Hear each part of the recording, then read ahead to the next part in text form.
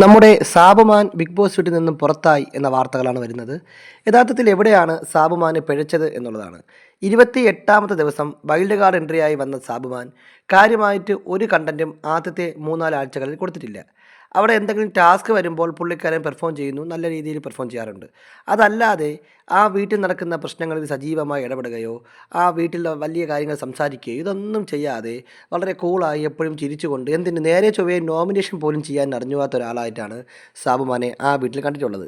28ാമത്തെ ദിവസം വൈൽഡ് കാർഡായിട്ട് വന്ന സാബുമാനെ പോലെ ഇത്രയും മോശമായൊരു മത്സരാർത്ഥി, മോശമെന്ന് ഉദ്ദേശിച്ചത് ബിഗ് ബോസിന് പറ്റാത്ത അല്ലെങ്കിൽ ബിഗ് ബോസിന് പറ്റിയൊരു മത്സരാർത്ഥി അല്ല സാബുമാൻ.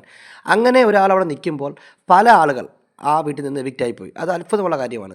ജിസയിലായാലും ജിഷിനായാലും ആര്യനായാലും റെന ഫാത്തിമയായാലും അഭിലാഷായാലും ഇവരെല്ലാം സാബുമാനേക്കാൾ കുറച്ചും കൂടി നല്ല ഗെയിമേഴ്സ് ആയിരുന്നു, ഡിസേർവിംഗ് ആയിരുന്നു. അപ്പോഴും സാബുമാൻ അവിടെ തുറന്നു.